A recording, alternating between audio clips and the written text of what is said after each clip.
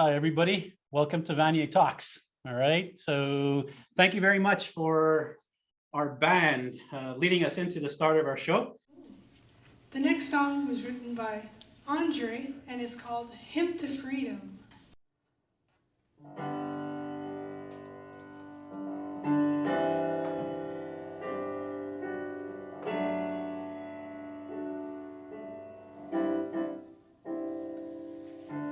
Feeling blue under skies of gray. In the morning I want the end of day. The only comfort I ever find is when I sleep and shut my mind. When I was young and life was breezy, never felt alone.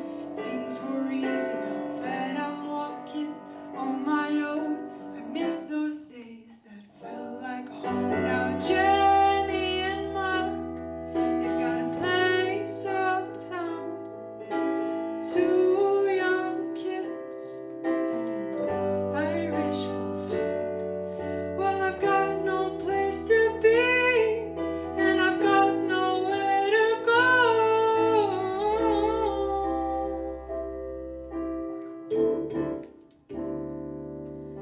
When we were young and life was breezy, we'd go out, stay late in the city.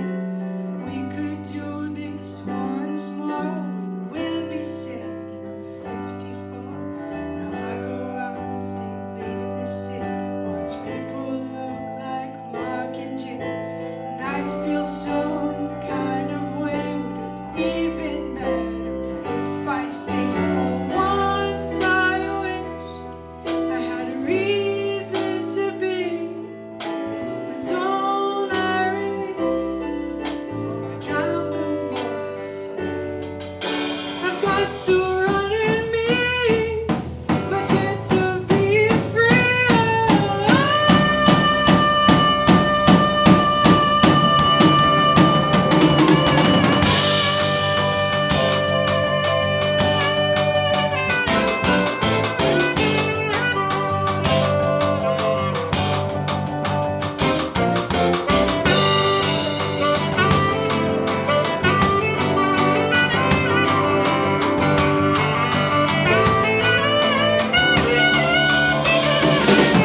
Conquer the world, I could ride on a bike. There's a reason I'm here.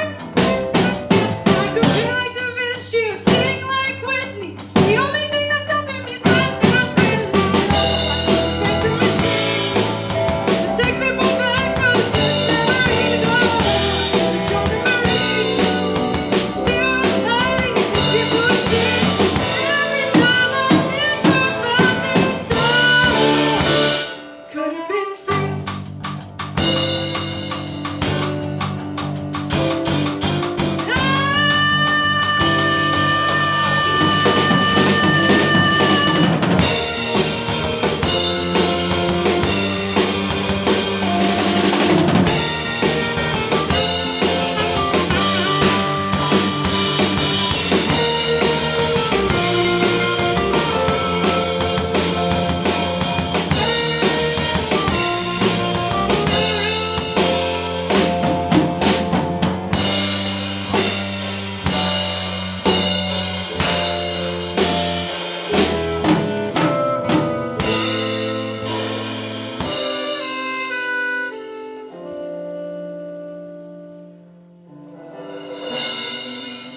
Disguised today, learning, living day by day. I know life won't always feel like home, but I'll go on and face the unknown. Now I'll go out, stay late in the city. I won't mind if I'm not Mark or Jenny. I won't mind because I'm me, and that's okay. At least I'm free. Ooh, at least I'm free.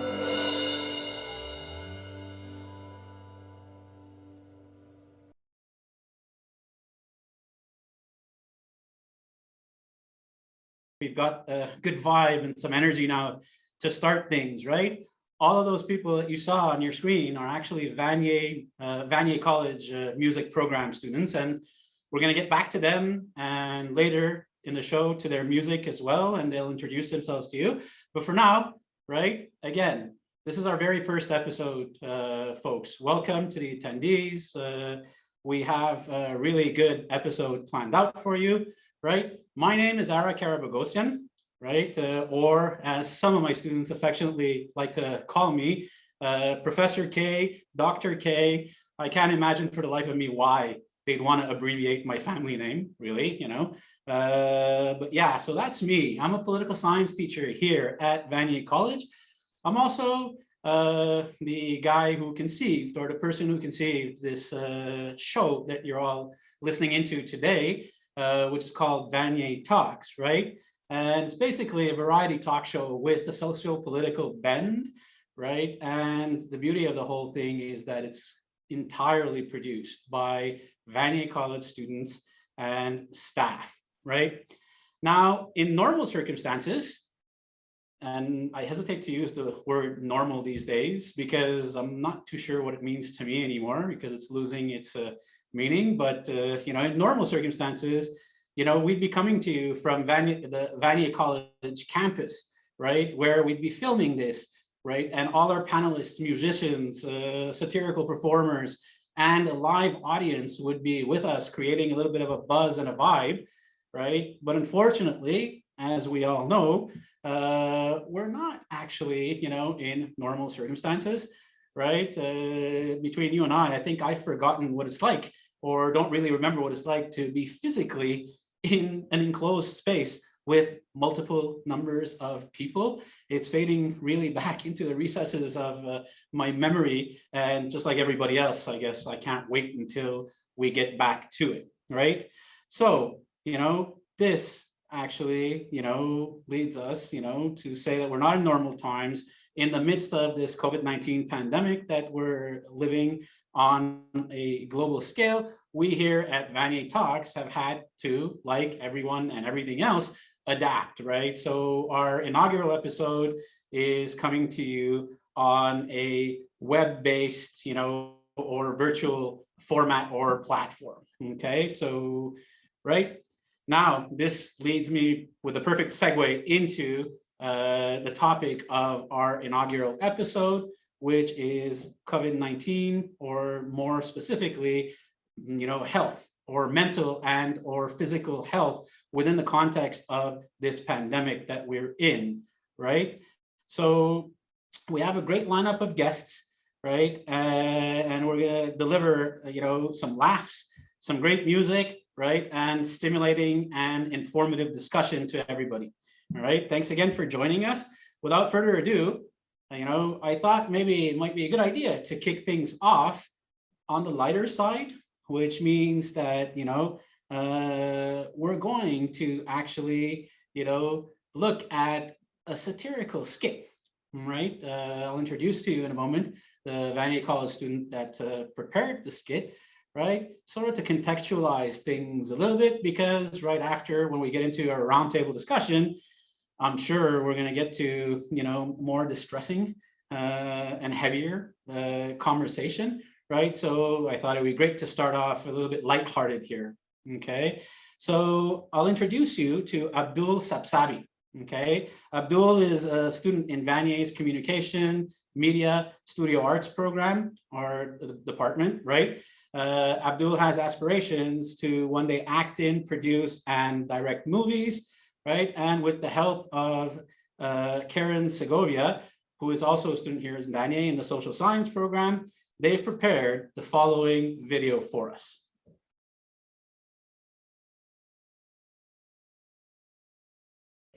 One chair here. Over here? Yeah, there. Okay, perfect. There, another one there. Okay. And I think one last one here. Okay, perfect. Come on. There? Have it the whole time. I'm sorry. Okay, thank you, Shushu. Okay, Bye-bye. okay. What a really nice place here.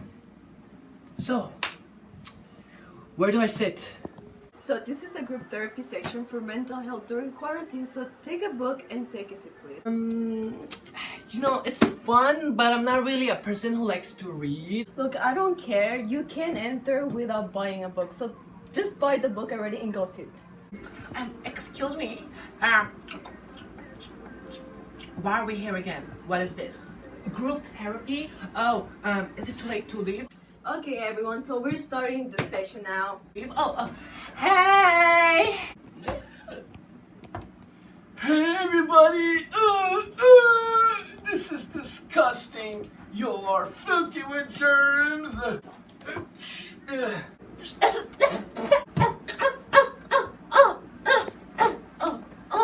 You got some spray in my pancreas. I'm just gonna sit next to you. You're really beautiful. You know, you remind me of my granddaughter.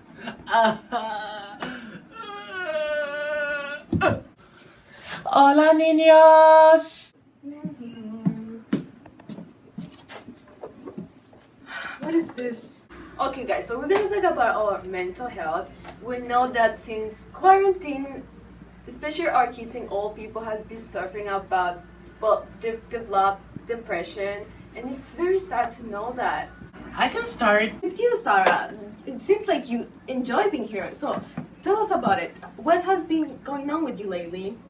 I have to talk. Well, if she doesn't want to start, I can start. If you must know.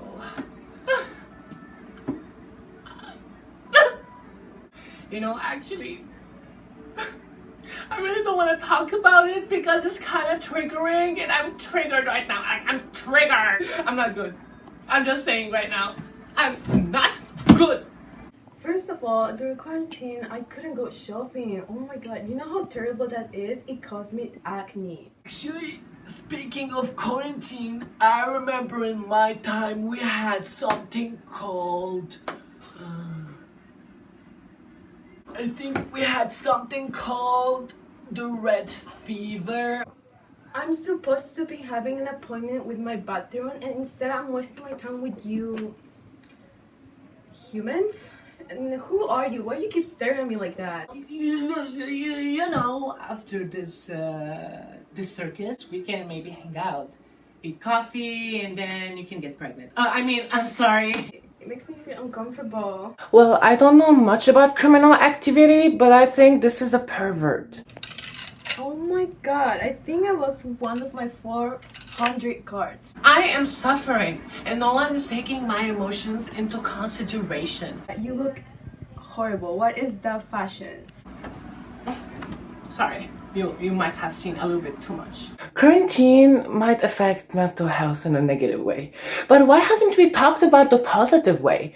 For example, for me, it helped me find my voice. Like, cigarettes and tiny liquor bottles, what you'd expect inside her new Balenciaga.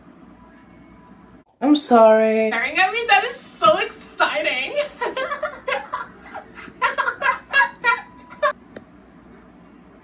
You wanna pay spin the bottle?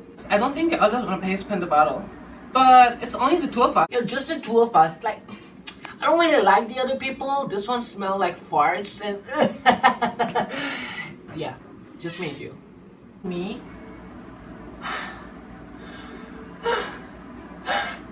I have felt the presence of the universe. I am very sorry for you guys. But let's talk about it as a group and see if we can do something about it. And I don't get to see my friends nor ride my Lamborghini. I think I might have depression and I need help. I'm sorry, it's been happening a lot lately because of quarantine. It's like I haven't seen or talked to people at all, and I have a lot of social anxiety, and I'm fine. Yeah, there's leftovers in the refrigerator. You can take them. Wait, what? Your dad is with who? Samantha? Okay, we need to talk about it. Wait a second. Kill him. Coffee, and then you can get... Honestly, I feel bad for her. This reminds me when my uncle cheated on my mother. Wait, I wasn't supposed to say that. Am I? Into a girl since quarantine. Like, it's been a year. I haven't felt a woman touch on my body. Just a woman touch. The only woman that touched me was my mother. Okay, that sounded weird. I'm sorry. Shut up, pervert. Ugh. Okay, I see. You wanna get a little rough, huh? Or I don't know, but it's back. It's back. It's back. It's back. Okay, it's gone. And I survived it. I can survive this one.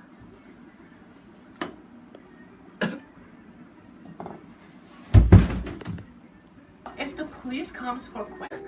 I'm not a doctor or anything, but I've seen some movies, and I think that man is having a heart attack. Someone do something. Someone do something! Oh my god, he's literally. Are you okay? Sir, I think these are your teeth. I think there's saliva on the floor. But I just want to say. Romance turns dreams into an empire. Self-made success. Now she rolls Rockefellers. If he's dead, I can keep them. Finders keepers. For questioning? I wasn't here. I wasn't here at all. Unfortunately, our session has ended. I think the session was amazing. I got to make new friends, and I really am looking forward to see you guys again. And I hope I never get to see each one of you. Please clean up the dead body. It smells very bad. Oh.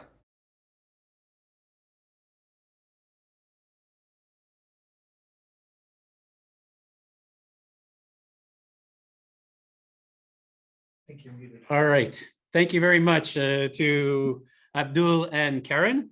All right. So it's time to get into some more serious discussion, I guess, at this point in time.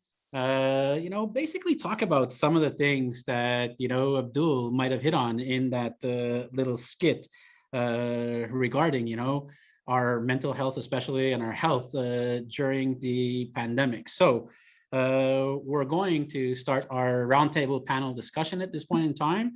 Before we get going, I'm going to introduce you to each one of our panelists. So we'll go around. We'll start first with Professor Daniel Weinstock. All right. So Professor Weinstock is the Katharine A. Pearson Chair in the Faculty of Law and the Department of Philosophy at McGill University. From 2013 to 2020, he was actually the director of McGill's Institute for Health and Social Policy. He's a well-known scholar, analyst, and public commentator on all matters social and health policies, right? So I'm very glad to have you here today with us, Professor Weinstock. Pleasure to be here. Next, we have Madame Nicole Perreault. Madame Perreault. There we go. All right. So Madame Perreault comes from us, from the Direction de la Santé publique, Région de Montréal. All right. Madame Perreault is a psychologist that specializes in the promotion of mental health for young adults, right? And, for the past 14 months, she's been actually working on the COVID-19 pandemic dossier, right? So she's one of those people that has been busy at all over the last year or so, actually quite to the contrary, I guess, right? So, and Madame Perreault has been working now in public health for over 3 decades. So, Madame Perreault, merci d'être parmi nous aujourd'hui. Thank you. Right. Next, we have Linda Chipp. Hi, Linda. Linda is actually a fellow teacher here at Vanier College, right? She teaches in the nursing department. She's a nurse. She's also the coordinator of the nursing program at Vanier College. And incidentally, she's actually a graduate of that program as well, right? So Vanier through and through for Linda, right? Linda's been a nurse for over 3 decades, so she has a wealth of experience, mostly in pediatrics, working with young ones, right? She's worked on different continents in North America and Europe and Africa, and she's also one of those people that hasn't really been busy over the last 14 months, right? So during the last 14 months, she's actually worked both in COVID-19 testing centers and in vaccination clinics more recently, right? And she's obviously been in close touch with frontline medical professionals, her colleagues, friends, and people in her professional circles, right? So I'm very grateful to Linda for being here today and agreeing to be that sort of voice of some, of our frontline workers and healthcare professionals, or what we've accurately called heroes recently, right? So thank you, Linda. All right. And next, our students as well. we have It's nice Katerina to be here. Zevgolis. Katerina. Hi, so Katerina is a social science student at Vanier. All right. She'll be graduating soon, and she's going to begin a degree in education at McGill University, right? So she hopes to one day become, part of the noble profession. I have no bias here, right? Of teaching, right? And, she's told me that I've been one of the inspirations for that. So I'm quite glad that that's been the case. She's been my student, and she eventually, wants to push further after getting her education degree and do some graduate studies in speech language pathology, right? Katerina is also somewhat of a fitness nut. She has a fitness page, and she's got over 6,000 followers. And she's also raised over $15,000 to help in the fight against juvenile diabetes, right? Thank you very much for being with us, Katerina. Right. Next, we have Loredana Donciu. So Loredana is a social science student at Vanier as well, in the law and society major. Okay. She's actually the co-founder and co-president of the Vanier Law Club. She organizes intercollegiate mock trials, works for a notary, and aspires to one day become, well, you've guessed it, a lawyer, right? More specifically, an immigration lawyer, okay? So an interesting tidbit about Loredana: she was actually a national level 4th ranked women's doubles badminton player before deciding to give up the fame and glory of the badminton world, to come in and focus on her studies, all right? Thank you very much for joining us, Loredana, okay? Next, we have Carla Désir. Last but not least, Carla is also a social science student at Vanier in the law and society major, okay? She's the treasurer of the Vanier Model United Nations and a member of the Vanier Law Club, okay? She's been a volunteer for Amnesty International for about 6 years already, and she's active politically. She's worked on the Quebec Liberal Party, more specifically, Dominique Anglade's electoral campaign. So thank you for being with us today, Carla. All right. So let's kick things off now, right? So we'll start with Katerina. Okay. So Katerina, if you can sort of start with your observations, briefly, and launch us into our discussion. Perfect. So we made it, guys. These are words I can't wait to hear. It's officially been over a year since the pandemic first began. Not only has this pandemic affected our physical lives, but it has also affected our mental lives. Let's be real. The pandemic had a drastic impact on me. First, the closures of the schools and the social distancing rules put in place took time to get used to. Going to school was so exciting. I was surrounded by inspiring teachers and had a great group of friends to hang out with. Then, the closure of the gyms. The gym was my therapy. It's my happy place, my escape from reality. When I train, I come out as a different person. I feel great about myself and really come out with a fresh mindset. Having been on a weight loss journey and having lost over 60 pounds, this pandemic has also made me feel extremely depressed, which led to me gaining the COVID-19. Although I have started training hard and have lost the weight I gained, this pandemic affected me physically. It also affected me mentally as I began losing my mind isolated at home. This led to me seeking a job, which in fact saved my life. Working at a health food store clears my mind, since in fact, I hope to one day open a nutrition bar. This job helps me interact with people on a daily basis. This pandemic made me feel very alone, as I spent lots of time in my room, isolated by myself. If I'm being honest, some mornings I struggled to get out of bed, as I saw no purpose. The fact that nail salons and hairdressers closed also impacted me, as I am someone who loves getting dolled up, as it makes me feel better about myself. Being a teenager, hearing that clubs and festivals would be closed and canceled was extremely hard to hear, since I ended up spending my 18th birthday at home. The closure of restaurants also stressed me, as not only do I love going out to eat, but my family also owns a canola oil company. Therefore, their business was really affected. The curfews put in place, along with all the strict regulations regarding tickets, were extremely triggering. Some days, I wake up feeling as though we are being controlled by the government. However, I know that they are doing this in hopes of this craziness ending soon. More and more people are getting vaccinated, and hopefully by Saint Jean-Baptiste, the number of cases will go down drastically and things will reopen. All this to say, I hope you all know you're not alone. We are in this together and there's light at the end of the tunnel. We have to continue being precautious and listening to the guidelines. If everyone continues following the rules and the regulations the government has put into place, I have no doubt that I will see you all on the other side. All right, so I think you had some questions to get the panel started, Katerina. So if you can give us those questions. So my first question that I wanted to ask was, during this pandemic, we've had a lot of free time and extra time as we can't go out as much or see our friends or even go to school. Have you guys discovered a new passion or a hobby or discovered something new about yourselves that you didn't know before?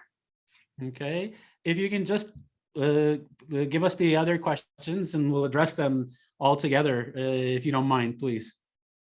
So my second question was going to be, how did this have a toll on you with like your friends and family? Did you realize who are your true friends, who's like your real family? Did you find any differences? Did you make new connections, new bonds with people? And then again, associated with that, about social media, since we're home way more often, we have more time to be on our phones. Have you guys found that you like have become more obsessed with social media apps and always answering people and being like on an online world of friendships, basically? All right, thank you. So we'll get started. We'll sort of go around the table and see what each one of our panelists have to say, to some of Katerina's observations and some of her questions. Professor Weinstock, we'll start with you. Okay, well, those are great questions and great observations, Katerina. With respect to the first question to do with time, I think that it's something that a lot of people have noticed, which is that, certainly something that I noticed at the beginning, when all of our, I'm going to use the French word because it's coming to my mind, our repères, our points of reference were completely destroyed. All of a sudden, we weren't going to the office, we weren't going to school, we weren't going out. We had all this time, but we had no idea what to do with it.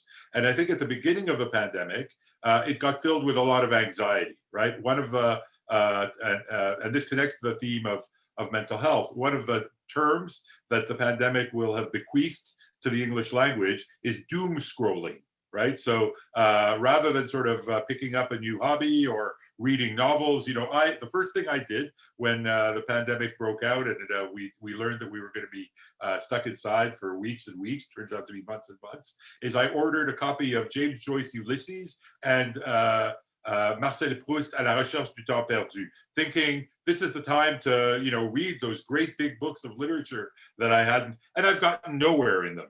I haven't even turned the first page because, I think that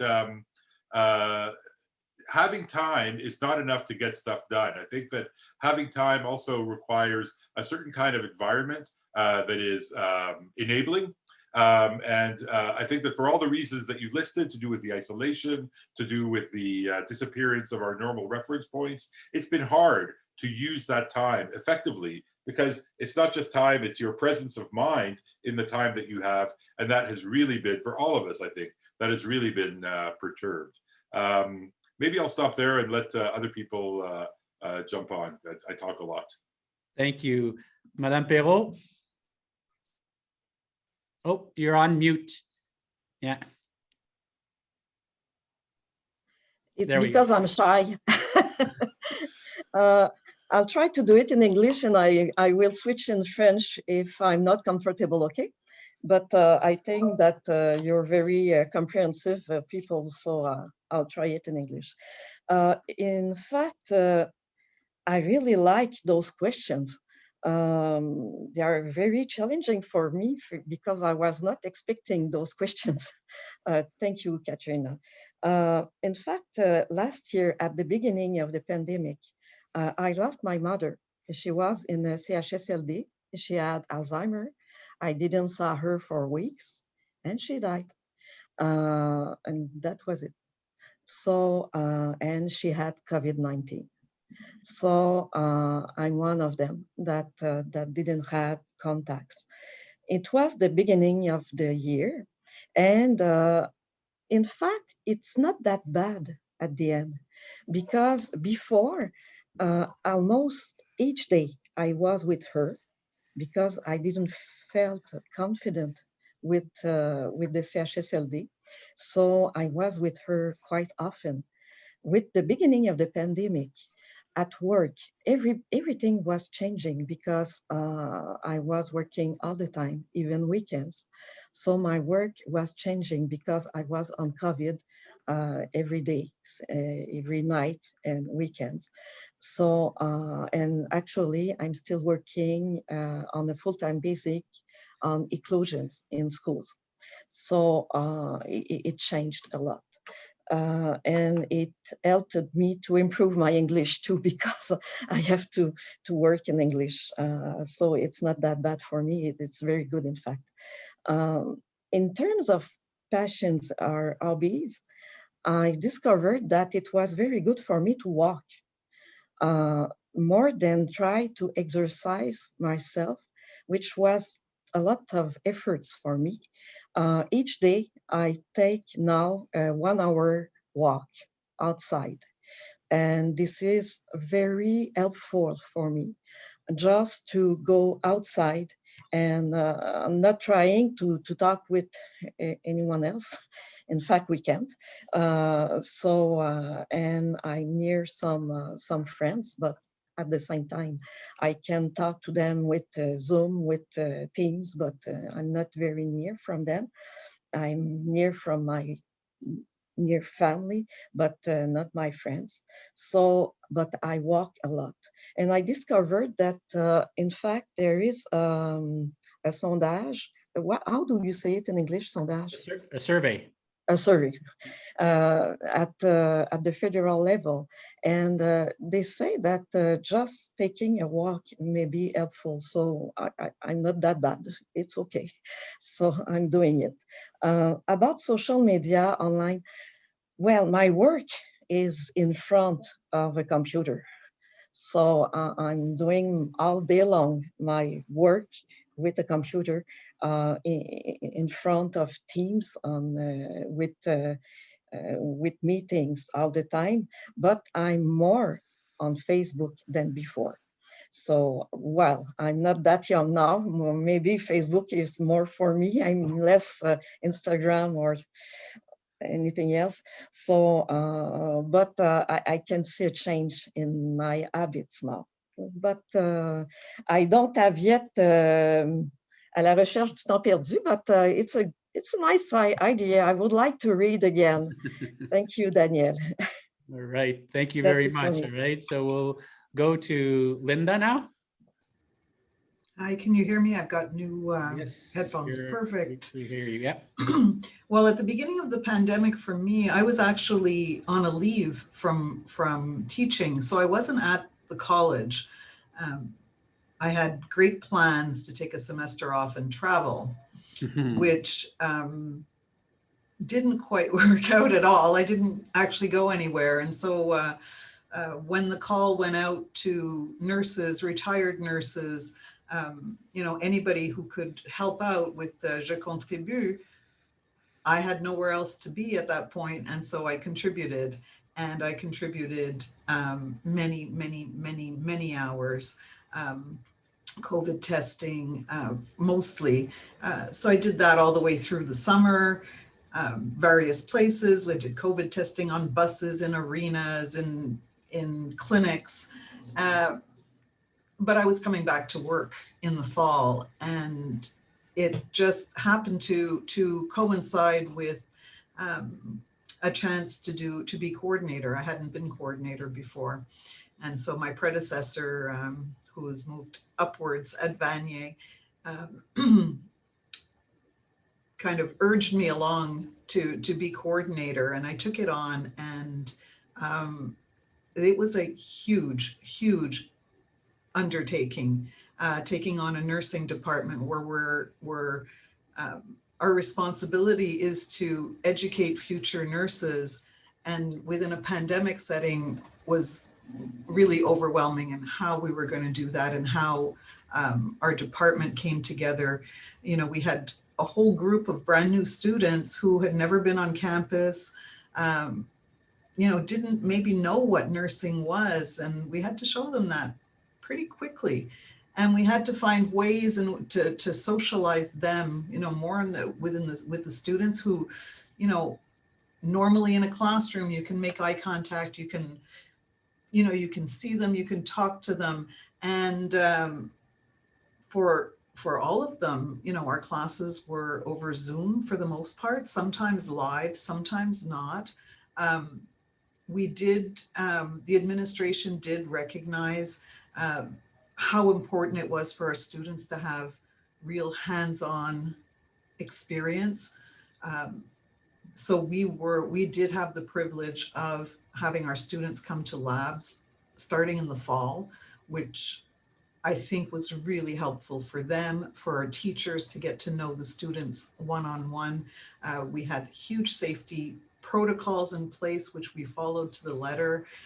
I think it was quite good. As for myself, I started a paint by numbers, ordered this beautiful paint by numbers, and I started that in October. And I'm not done with it. And the only reason I'm going to say this is because my husband, who is also at home now, and he wasn't before. He's been off since most of the pandemic. He works at the casino. And so he got to work for about, I think, 4 weeks in the fall, and then has been off since. And he's decided he was going to take up paint by numbers. And so he's in my space. And so he's finished his, and mine is still sitting there 3/4 of the way done, but you know, we'll get there. But I've baked. I went into, you know, I think a lot of people went into the baking, the baking craze, and I stopped that. So no real new hobbies. The job has really been keeping me very, very occupied. You know, not only because it's a new job, but it's a new job in times of COVID, and it's been challenging. All right, thank you. Well, you know, I'm sure you're not alone, Linda, in the being crowded in your space, in your home that's now both home and office by a partner. I can attest to living that myself, right? We've both been working fully online since this thing broke, right? So yeah, I hear you, I feel you, right? Loredana and then Carla, do you have anything to add on this? Firstly, I just wanted to say, Madame Perreault, mes condoléances. C'est vraiment horrible. C'est une situation qui arrive. It is what it is. Mais c'est vraiment horrible que ça vous arrive à vous, donc mes condoléances. En ce qui est de la pandémie, je pense que la pandémie était pour moi un blessing in disguise. C'est le mot en anglais qui me vient en tête. Ça m'a vraiment permis de me questionner sur ce que je voulais faire plus tard, sur mes passions, sur ce que j'aime. Et dans le fond, c'est pour ça que j'ai décidé de créer le club de droit, parce que je trouvais qu'il me manquait l'aspect social, parce que j'étais chez moi, mon travail était fermé, parce que pendant l'été, je travaillais dans un restaurant. Donc, les restos ont fermé, j'allais plus à l'école, je ne voyais plus mes amis, j'étais en recherche de, justement, ce contact social. Donc, c'est pour ça que j'ai créé le club de droit. Puis après ça, avec l'autre coprésidente, on a décidé d'organiser des mock trials pour justement entrer en contact avec d'autres cégeps, parler à d'autres personnes, voir c'est quoi leur expérience avec le droit et comment ça se passe leur étude, leur application à l'université. C'est une période stressante pour tout le monde. Donc, dans cet aspect-là, je pense que ça m'a vraiment aidée. Sinon, pour ce qui est de ce que j'ai découvert, d'autres passions, je me suis commandé beaucoup de livres également, que j'ai pas eu le temps de commencer à lire. Parce que je trouve que surtout la dernière session était vraiment difficile sur le côté mental. T'sais, on était chez nous, j'avais mon petit frère, j'avais mes parents à la maison et d'un autre côté, on doit se concentrer sur nos études pour avoir des bonnes notes, pour pouvoir appliquer à l'uni. Donc, puis en plus de s'impliquer, donc c'était quand même un challenge. Mais donc, c'est ça. All right. Ben, voilà, une autre tendance qu'on peut déceler, c'est que les gens ont envie de lire, ils se donnent l'objectif de le faire, mais ne le font pas. Écoutez, pour moi, ça, c'est commun, même en temps non pandémique. Donc, on va passer à Carla. Yeah, so just like Loredana, I also ordered a bunch of books. I think I maybe read like half of one and then I gave up. To Nicole Perreault, my condolences too. I lost my aunt the first week of the pandemic. And so everything was shutting down and we didn't really know what to do. So that was really hard on me. And also my dad is a teacher and my mom is a nurse. So all of a sudden you have my mom who was gone for hours and hours because, you know, she's fighting on the front lines, and my dad is at home teaching while I'm at school. And, you know, he sort of like has to yell at the computer while my teachers are having to yell at the computer. And so it was a lot. When it comes to, I also started baking as a way to de-stress. But I think after a while I had to like stop because my dad was like, we do not need 24 cupcakes in this house. We're 3 people. We're never going to get through them. So yeah, that's what happened to me during the pandemic. All right. Thank you very much. All right. So we'll go into, you know, the observations of Loredana now, right? We'll go through the observations and then at the end, we'll sort of try and get a little bit more of an open forum and a discussion going, right? So Loredana. All right. La COVID-19 a fait plus de 3 millions de morts à travers le monde. Cependant, ce n'est pas le seul impact que cette pandémie a eu sur la population. La dépression, l'anxiété, l'agoraphobie et surtout l'anthropophobie, c'est juste quelques exemples d'impact que cette dernière a eu sur la société. Specifically in Quebec, we have an aging population, and thus we tend to concentrate more on our elderly rather than in our youth, as this pandemic does not seem to affect this age group as severely. However, even if the death toll is much higher for the elderly, many of us among the younger generations are struggling. For example, in a survey in the US, where 195 students were interviewed, 89% had mentioned having difficulty concentrating. 82% had mentioned having increased concerns on academic performance, and 91% reported having increased fear and worry about their own health or of their loved ones. In Canada, more local issue, 2/3 of the youth from 15 to 24 years old declared that their mental state had degraded since the beginning of the pandemic, which is the highest rate among all age groups. This leads me to question, how will we evolve as a society when our youth, who will be our workforce in about 10 years, is now learning information from home they should be learning in school among their peers? How will these psychological issues affect us later in life? And will we ever be able to recover as a society?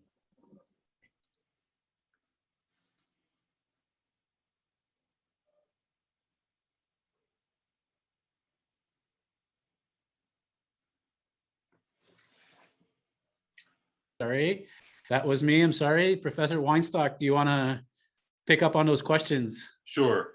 Well, the first thing I want to say, and this is something I think that has to be said more often than it has over the course of the pandemic. So I have 3 kids. One is almost 26, so she's not with us anymore. But she's living on her own.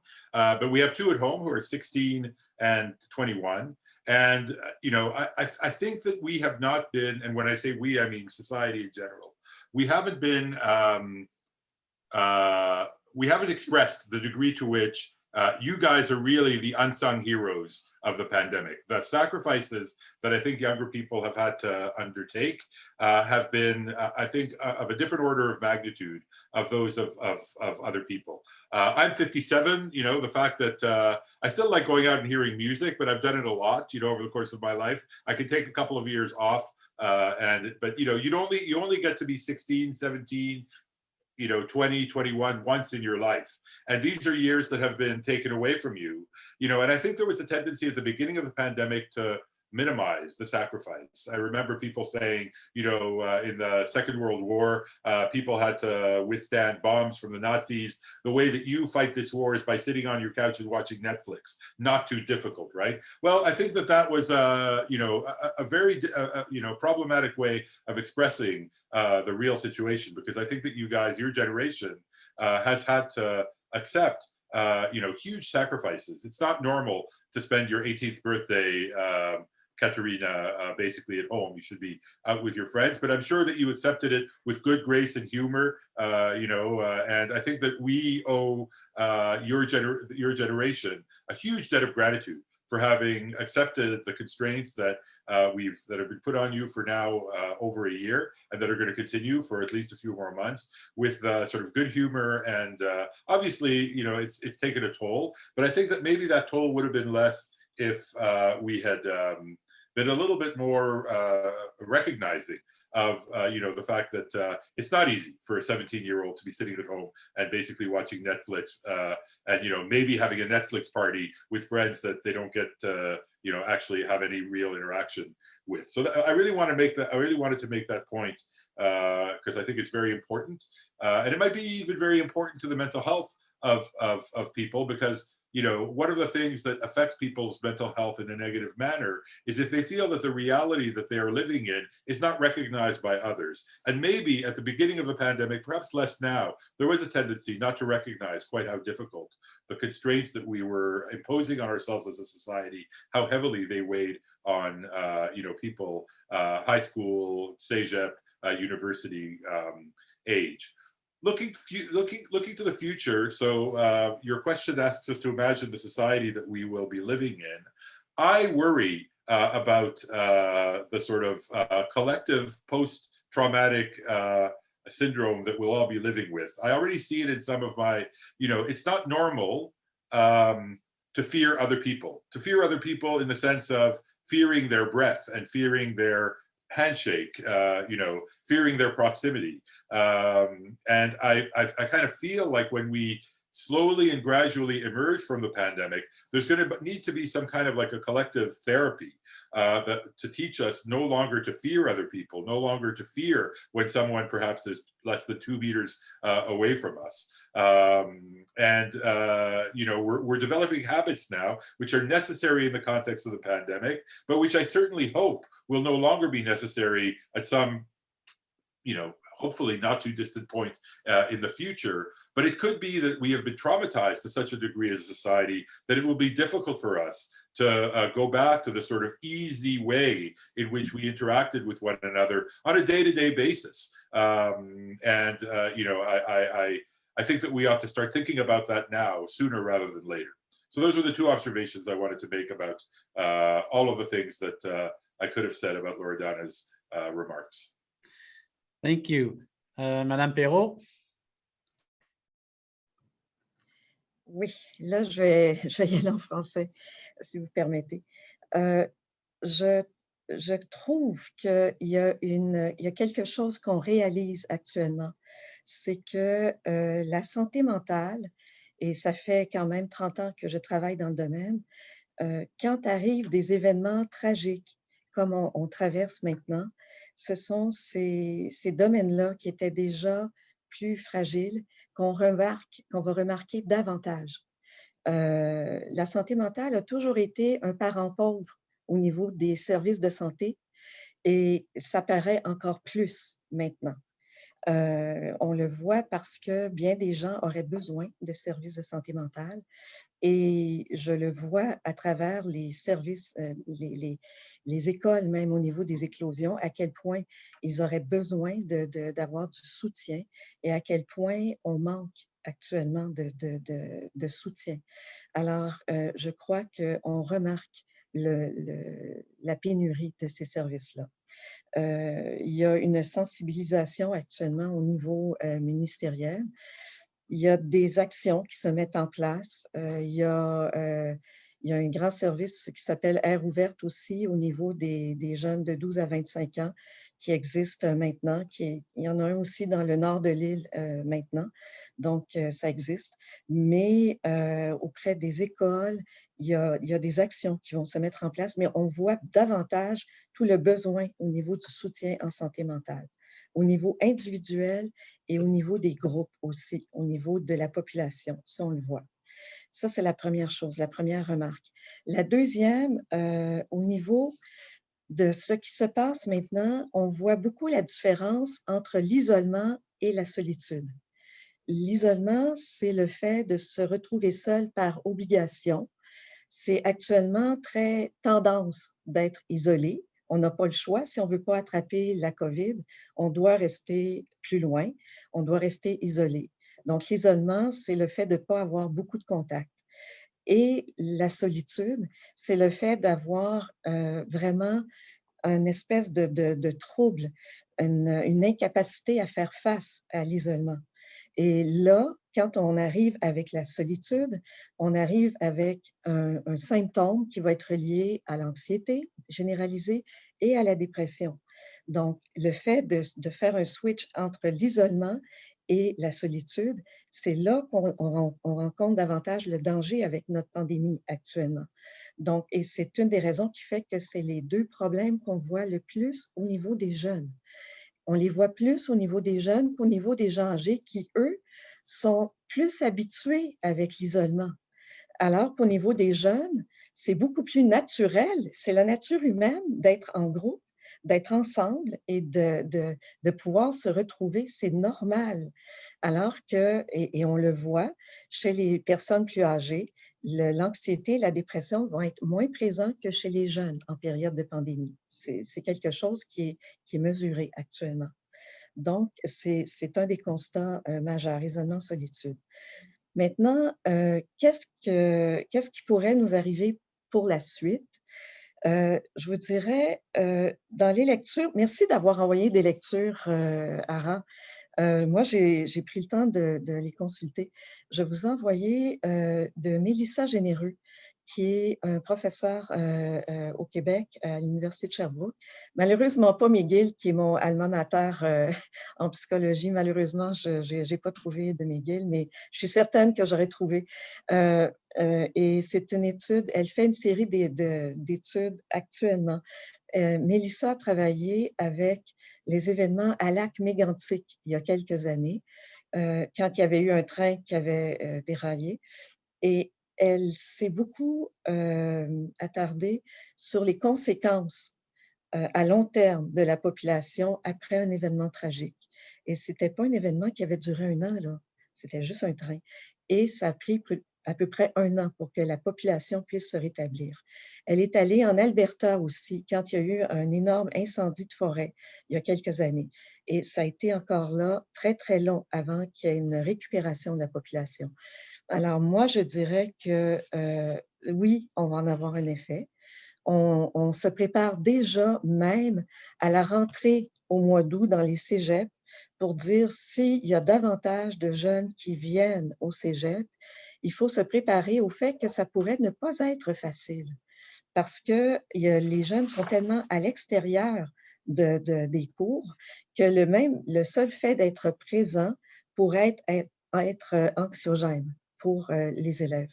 Donc, ça peut aller très bien, ça pourrait aller moins bien aussi. On ne sait pas encore, mais on se prépare à peu près à tout. Et on sait que ça va encore durer un bon moment. Voilà, c'est mes commentaires pour l'instant. Merci beaucoup. Linda? You're on mute. Yeah, there we go. There we go. Hi. Really excellent comments. Merci, Madame Perreault. C'était vraiment, it was enlightening a little bit. I did sort of see this coming, this psychological effect really early on.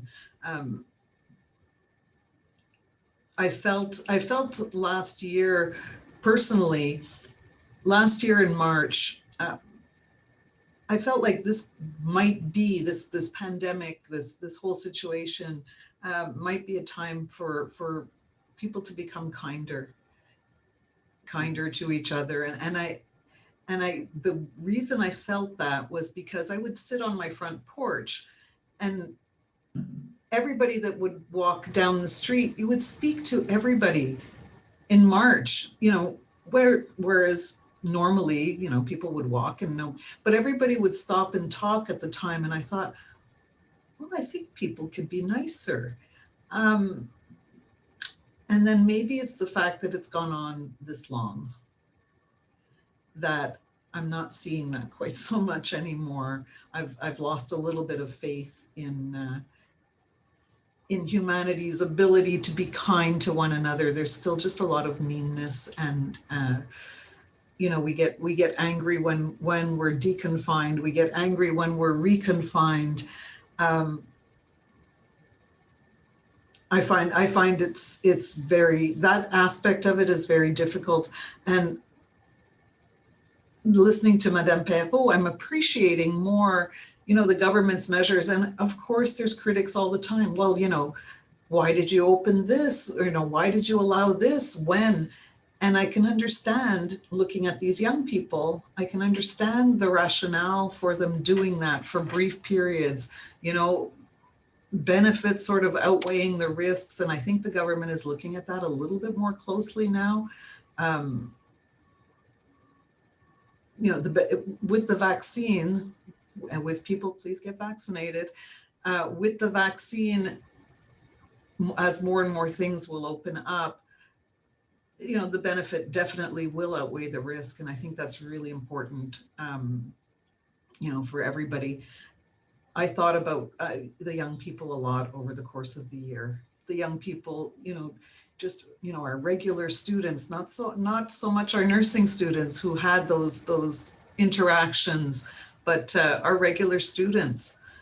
And I thought, my goodness, they missed graduation. They've missed, you know, celebrations. They've missed just being in the cafeteria, you know, in Jake's Mall, and you know, the little groups that you'd hear with them, you know, the music and the, you know, we walk through the halls here, and it's eerie. It's eerily quiet.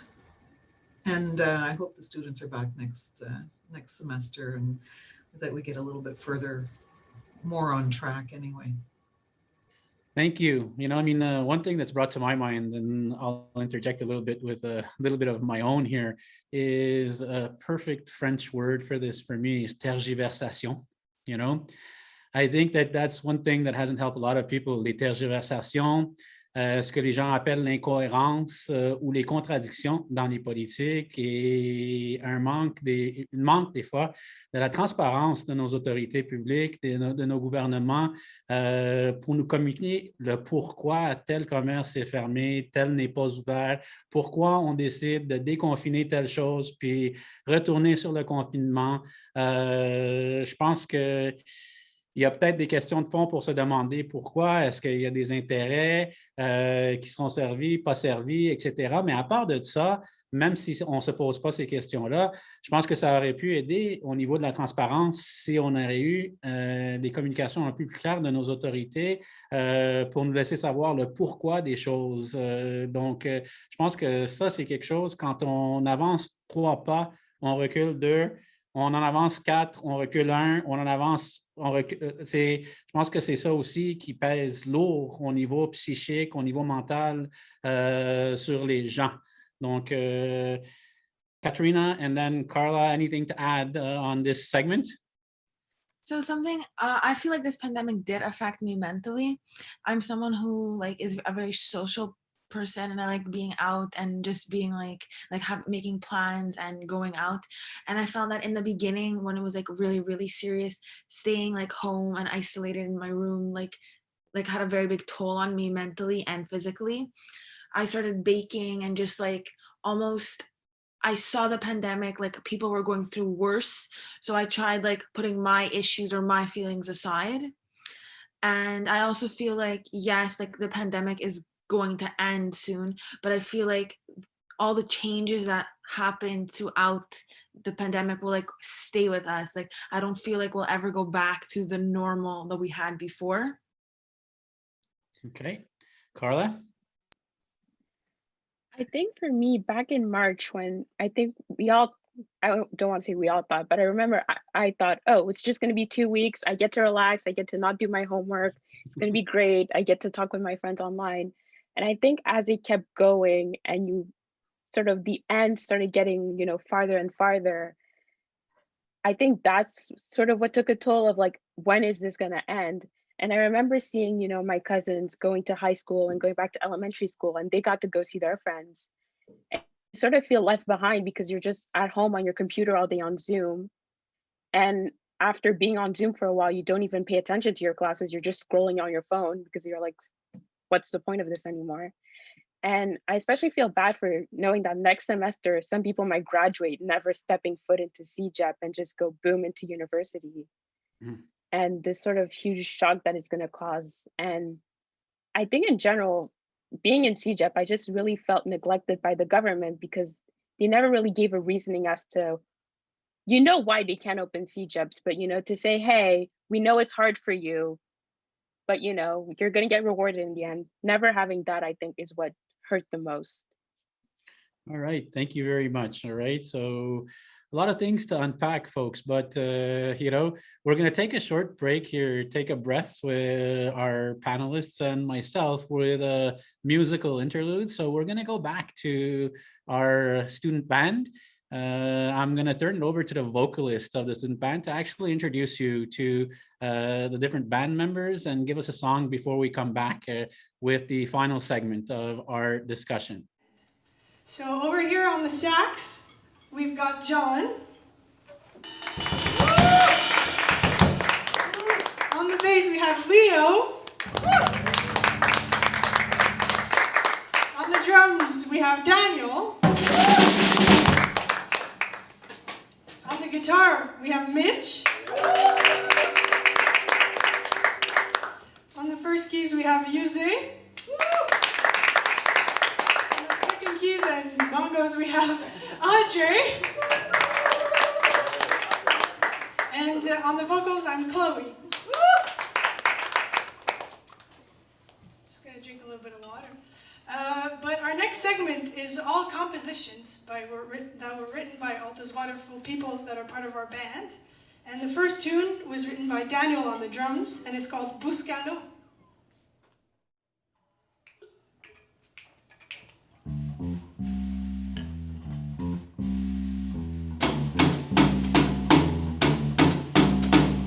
Nothing seems to matter when I look up to the sky. All I see is night, no shining bright tomorrows. Nothing to hold on to, nothing at all. Nothing seems to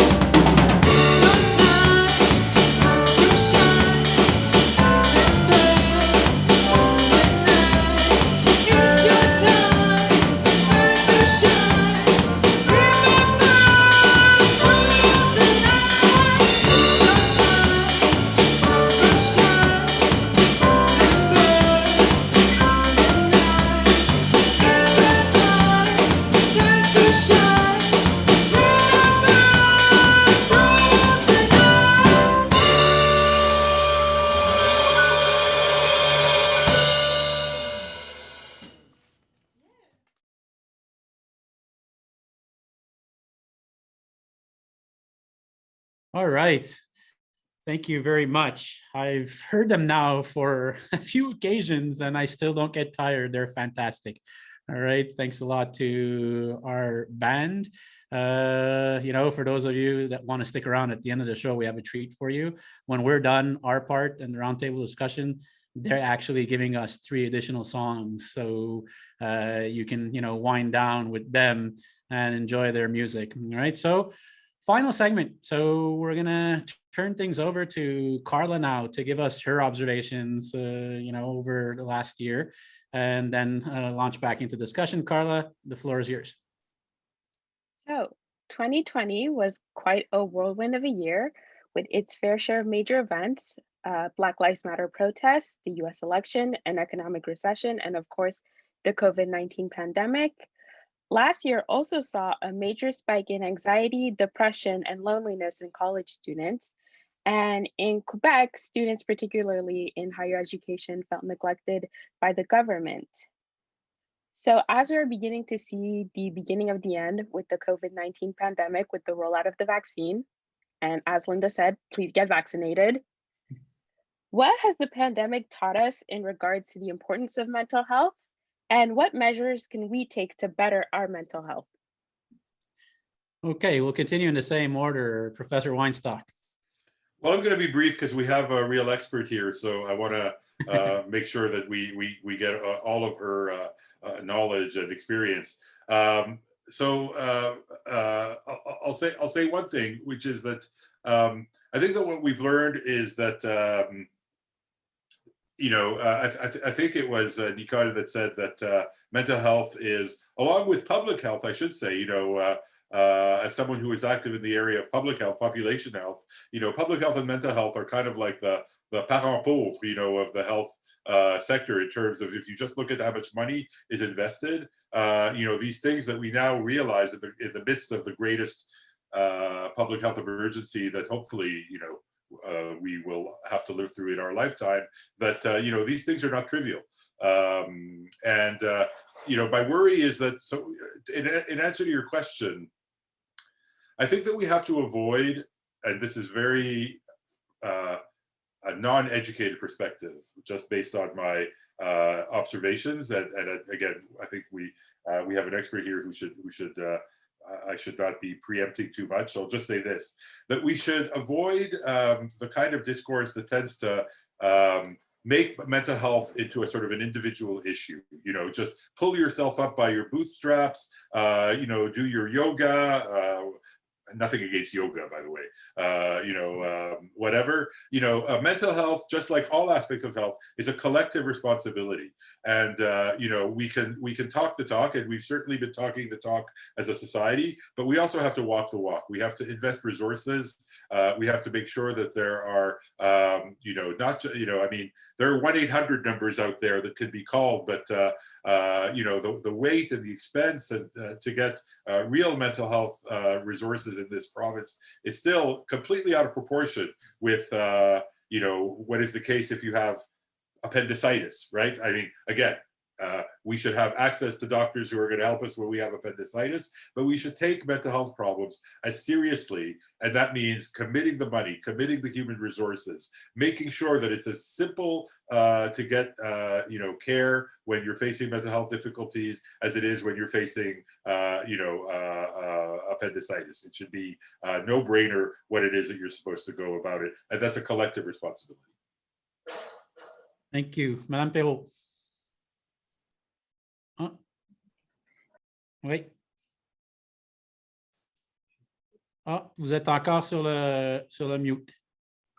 Et voilà, OK, c'est bon. parfait. Je suis totalement d'accord avec Daniel. La santé publique, comme la santé mentale, ont été les parents pauvres de la santé.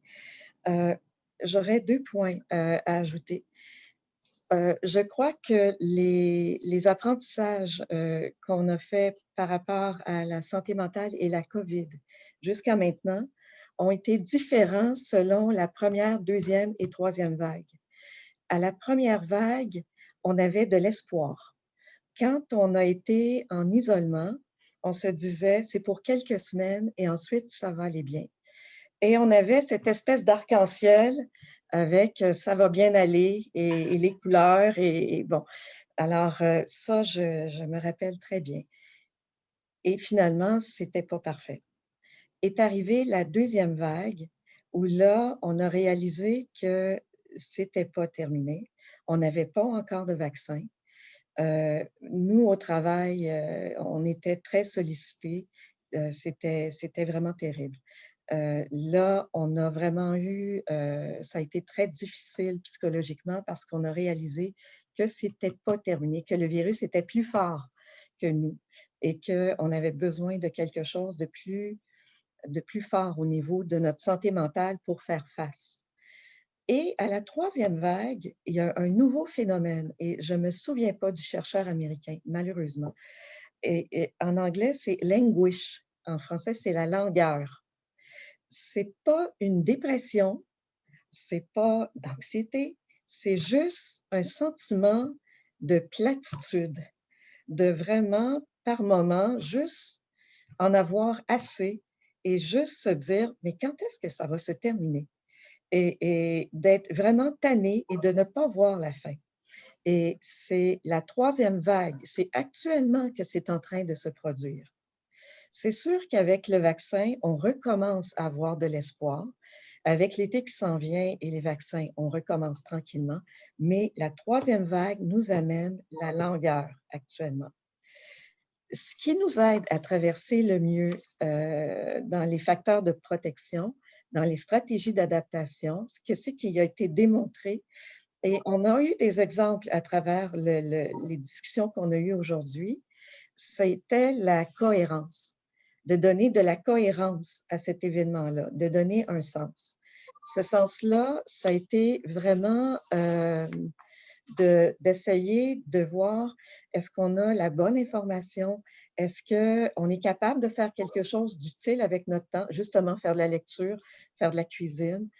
Si on ne peut pas faire les choses habituelles, comment est-ce qu'on peut garder quand même un contact avec les gens autour de nous? C'est quoi qui a un sens pour nous? Et la cohérence actuellement est un des facteurs de protection qui aide le mieux à traverser. Au niveau de la santé mentale, au niveau individuel et au niveau collectif aussi. Donc, la qualité de l'information qu'on va chercher, la qualité d'information qu'on se donne est importante. Et Ara, tantôt, quand vous parliez même de l'information qu'on reçoit au niveau du gouvernement, quand on ferme des endroits, quand on prend des décisions, d'avoir une information qui soit transparente fait partie aussi de la cohésion. C'est très important pour nous parce que ça donne un sens. On a besoin d'avoir une cohésion et ça nous aide aussi à l'avoir. Ça fait partie du kit pour nous. Alors, c'est à peu près ce qu'on peut apprendre pour le moment. Voilà. Linda? Merci beaucoup, Madame Perreault, encore. Très contente que vous êtes là aujourd'hui. Moi, je trouve que pour moi, personnellement, ça me donne un peu d'espoir parce que je suis dans la catégorie, en anglais, it's languishing. I am languishing, and I see people languishing. And I'm not angry anymore. I don't get upset with people anymore. Less so than I used to. But there is this, if only we did this, we could be out of that. And it's not exactly true. And I'm starting to realize that. And I think, our students, I think we can give our students some hope for sure for the fall. It may not look like what you expect it to look like. Vanier's got pictures everywhere of people all over on the campus. It may not quite look like that, but I really do. I think it's important. I think it's important for our young people. I haven't done anything for a year, but for me, it's just a year. It's a year at my age. I'm the same age as Professor Weinstock, and we can do it. We can do it. But man, I remember being 18, 19, 20, 21, and I was all over the world, and I get it. I get how hard it is, and I really hope. It's hope. We've got to have hope, and we can't give up hope because then we got nothing. So that's my nursing perspective. And nursing has been touched particularly, but I see it now with everything. Nurses at least have been out working, and not necessarily always in the worst conditions, not necessarily working in the worst places, but working a lot more. And we've got these students who maybe worked over last summer and then were kept on, and then we're solicited by hospitals and institutions, send us your students, we want your students. And our students our graduating students are tired already, and they have to go in this summer and get right in there on the front lines and take over for some of our nurses that we've lost and are losing at a very high rate. I got to give the students some credit, all of the students, but particularly our nursing students. They've been extraordinary in these times. Them and all of our frontline workers, and not to forget all of the people that are in essential work environments that are not necessarily in the healthcare sector as well, that have continued to help us function minimally, nonetheless, but function as a society. We are now at Loredana and then Katerina for this segment. Going back to what Mr. Weinstock said a while ago, he said that you don't have to just talk the talk, also walk the walk. And I think that's a really important aspect. Hier, j'ai regardé la télévision et j'avais vu la ministre de l'Éducation supérieure qui avait donné une conférence de presse et qui parlait de les millions de dollars qui ont été investis dans la santé mentale. Et je suis quelqu'un qui prend régulièrement le métro, surtout quand j'ai au travail. Donc, j'ai remarqué qu'il y a beaucoup de publicité sur voilà un numéro pour le suicide. Si jamais vous avez des pensées, n'hésitez pas à appeler. Je ne pense pas que c'est assez de juste mettre... Oui, je trouve que c'est une bonne initiative, on fait avec ce qu'on peut, mais je ne pense pas que juste mettre cette pancarte et investir de l'argent va changer beaucoup, parce que je pense que ce qui manque vraiment aux jeunes, c'est le contact social. La session passée, j'avais un cours avec des premières années de cégep et on a commencé à discuter. Il me dit à quel point ils aimaient pas ça, le cégep, ils détestaient ça. Ils font des cours en ligne avec des black squares. Tu vois personne, ils rencontrent aucun nouveau ami, tu parles à personne et tu te sens juste isolé. Et je pense pas que le fait d'avoir un numéro qu'on peut appeler va changer grand-chose. Oui, ça peut, un soir, 2 soirs, ça peut t'aider, mais au long terme, ça fait rien. Elle disait comment il avait engagé beaucoup de psychologues, il y avait beaucoup de fonds qui avaient été investis là-dedans. Honnêtement, parlant personnellement, j'ai vraiment rien... peut-être que je suis pas assez impliquée dans l'école, mais moi, personnellement, j'ai rien vu qui a été mis en place dans mon cégep et mes amis non plus, qui viennent de Dawson, Marianopolis, John Abbott, j'ai pas entendu qu'il y a grand-chose qui a été fait de ce côté-là. Fait que je pense que, surtout, pourquoi je fais cette émission, pourquoi je suis venue ici, c'est parce que je veux vraiment qu'on entende des jeunes, qu'on parle des vraies choses, qu'on se dise que, tu sais, c'est pas assez ce qu'ils font, qu'ils doivent nous entendre. Elle disait, j'ai parlé à beaucoup de jeunes pour consulter sur comment leur santé mentale va. Je pense pas qu'ils en font assez. Je pense pas qu'ils nous écoutent assez. Parce que s'ils nous écouteraient, ils seraient en train de faire beaucoup plus que juste investir des millions, que c'est rien des millions comparé à ce qu'on vit, nous, en ce moment, en tant que génération, concernant un sujet qui est autant important. All right, great. Hey, it's part of my mission in life to give you guys voice. I'm so happy to do this, right? And in teaching. So yes, I hope that you'll be heard, right? I hope that beyond the people that are attending live here, that, once this is posted on VTV, Vanier's YouTube channel, that, we'll get people watching, and we'll get more exposure and traction with what you're trying to say here, Loredana. Thank you. And Katerina?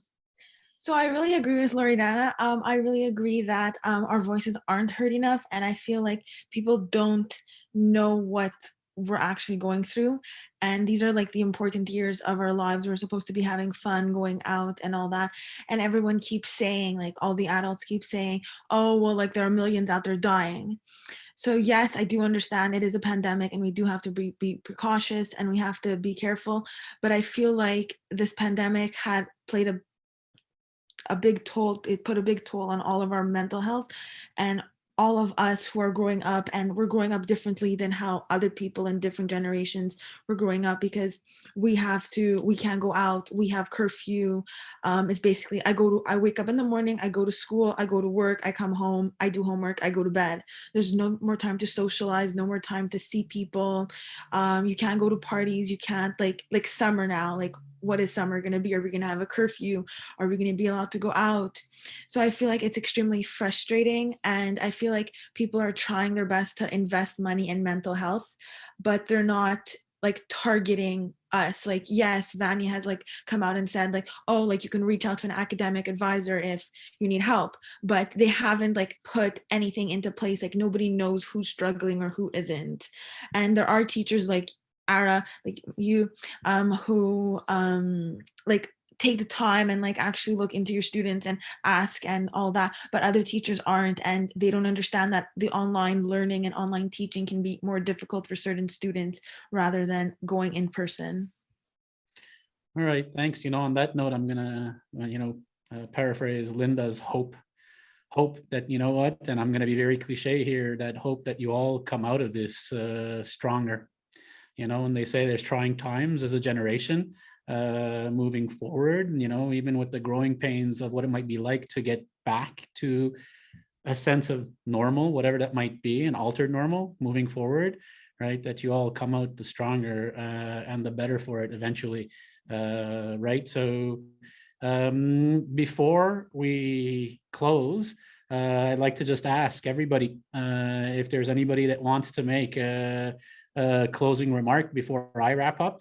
It's your chance now. Nope, we're all good. It's great talking to you guys. I'm really happy. Well, we have another segment. I wanted to give some of the people in the audience, I know we're running out of time, but some of the people in the audience to actually ask any questions to any of you, our panelists, right? So if I could impose on you a few more minutes, everybody. Unfortunately, I have to run over to I have to get back to my day job. All right. Well, we'll say bye to you, Professor Weinstock. Thank you very much again. All right. So For the audience, or our attendees, if anybody has questions, now's the time. In the Q&A function of the webinar, you can write down your questions, and I'll try and take a couple, even if we're out of time, to see what our panelists have to say in response to some of your questions, right? So I'll wait about 30 seconds. If there's no questions that pop up, then we'll wrap things up.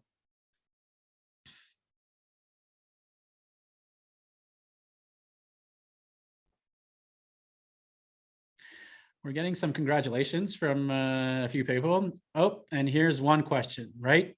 What concrete action can the college take to help students? Anybody want to start fielding that one? Maybe the students, right? Because this is, I think, a question that's, targeting you guys more than the other panelists, right? So if anybody wants to step in, who wants to take a shot? No? I mean, I don't mind. Yep. I think what we really need as students is teachers that are understanding. I speak from personal experience. I had COVID a month ago, and I felt that some of my teachers were really understanding towards it, but I felt like some of them were really unrealistic. It was too much work and I couldn't do it. I don't know if any of you had COVID, but it's really hard on your mentally, because you're just so tired and you don't want to do anything. You don't have any energy. So it was really challenging for me to keep up with school. I am someone that takes my studies really seriously, but it was really hard for me. So just in terms of being understanding, and also letting students know what resources are available to them, because even me, I don't know who I can reach out to school, at school for different let's say I need to talk to someone, a psychologist. I don't know who to reach out to. Let's say I need to talk to a student advisor. Yes, we have things on Omnivox, but I think teachers should really promote the services that the college offers. I think that's a really good idea. As Carla and Katerina, anything to add to that, or no? I think Loredana summed it up. A lot of teachers may think, oh, you're at home, you're going to have a lot of time to do your work. It's actually quite the opposite, because, other teachers think, oh, you're at home, so you have the time to do work. So they give you this huge workload. So, maybe being more understanding and reaching out to your students to see if they're okay. Because sometimes, just a myo of hey, how's everybody doing? A lot of people don't really know the impact that has, just knowing that somebody cares about how you're going. So I would say that would be measures that the teachers could take. Okay, I have a feel like, yeah, sorry, go ahead. I also feel like because it's online, teachers are no teachers planning accordingly with the other teachers. So I felt like this semester, all my classes had tests the same day, or tests like 3 days I had 10 tests, and then for the next 2 weeks I had no assignments or no tests due. So I just found that a little stressful and hard. And also the fact that we still had group presentations, but online, I found that hard to deal with, because certain students don't do their work online as effectively as they do in class. So it was harder to get everyone together and get all the work done and submit it all on time. All right, we have a follow-up question, actually. So the same person is asking, what's the best way to let you know where to find these type of services or resources? Is it just your teachers, or are there any other ways possibly that we can get the word out to students? I feel like I remember a few weeks ago, this girl, my friend Sarah, had gone on the Vanier Instagram page, and it was kind of interesting to see. She did a day in her life, so you kind of got to see what the student was going through, and all the homework and assignments that they had. So I feel like maybe just advertising, maybe on the Vanier website or on the Omnivox, all the different services and all the different helplines and all that people can contact, that would be useful. Okay. Anyone else? Yeah, yes. Sorry. Go ahead, Nicole. Okay. It will be the last thing that I will say, because I will have to leave too. there is that resource called Air Ouverte, and it's located in Centre Nord de l'Île. Services are in English and in French. So you can find it on the web.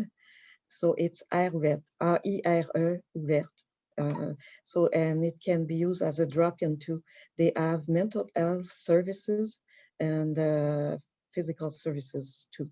And they are quite open to our population in Cégep and University, for Cégep and University students. In fact, I think that actually they are trying to get more and more involved with Cégep students. Okay. So we'll have to leave. But thank you so much.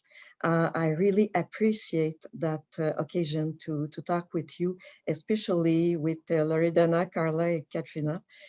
To have your feedbacks, your opinions is great.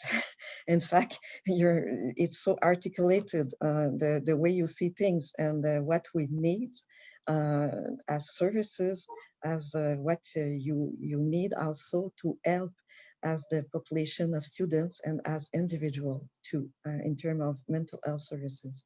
So, well, thank you so much for this afternoon. Et avant que vous partiez, je voulais tenir à vous remercier aussi, comme professeur Weinstock, d'être parmi nous et de remercier aussi la direction de santé publique Région Montréal d'avoir envoyé un représentant.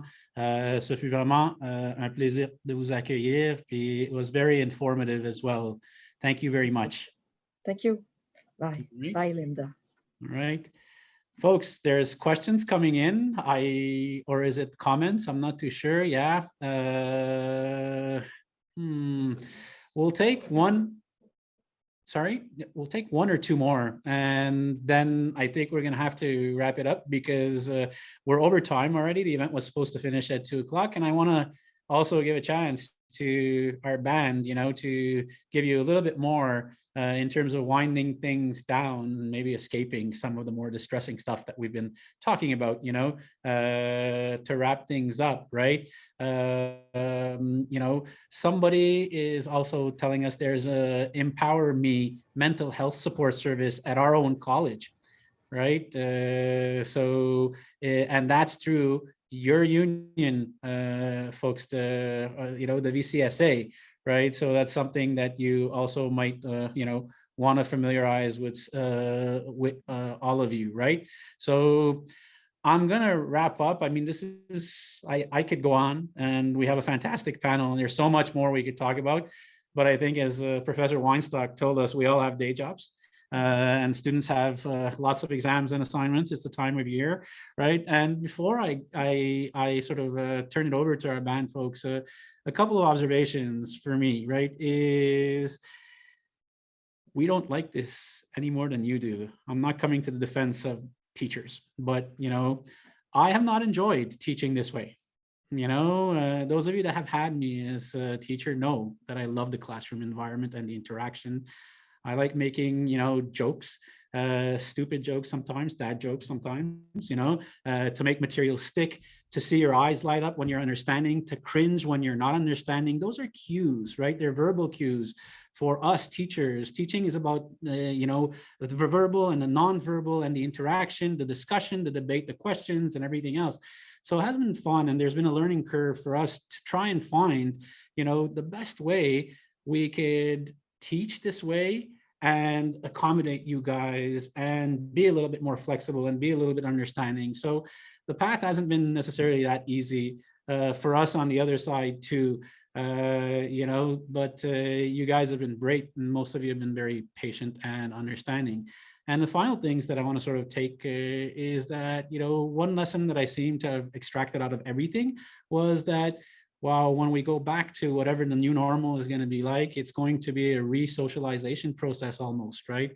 So we have to be mindful and cautious that, overnight when 75% of people are vaccinated, they're not going, the society's not going to all of a sudden, with the snap of the fingers, get back to normal. So there's still some work to be done ahead of us, right? And the final thing, is I've also, been more attuned recently to the fact that, when we said at the beginning that COVID-19 doesn't discriminate, well, I learned that it's not true, because there are certain classes of people throughout this pandemic that have been involuntarily discriminated against.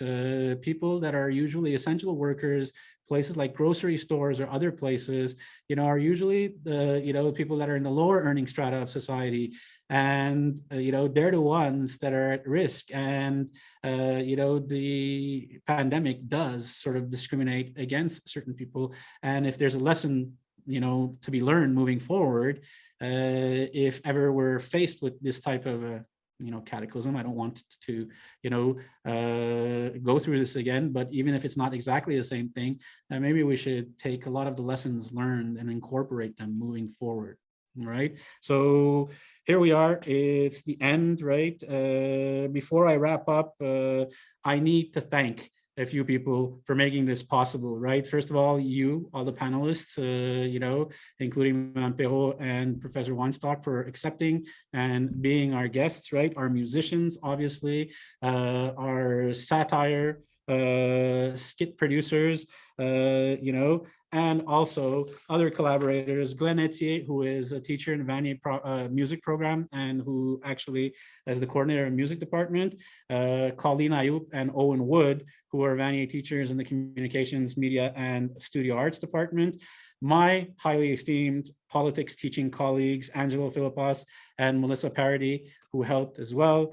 And last but definitely not least, there's somebody whose picture you've seen throughout the panel, right? Bruce Norton. I have to extend a very special thanks to Bruce.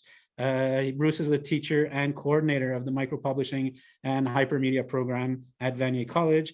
Vanier Talks project, the idea of this first episode would not be possible without Bruce's partnership. A heartfelt thanks to you, Bruce, really, right? So thank you to people that attended. Thank you to people that sent the positive comments and gave us the questions, right? If you have the time, don't leave quite yet. Our band is going to give you 3 more wonderful songs. And you know what? This is just the beginning. I hope that we're going to be able to produce other episodes of Vanier Talks with other themes, and we'll be able to do it live in person the way it was meant to be. So I will tell you au revoir as opposed to goodbye, and see you next time.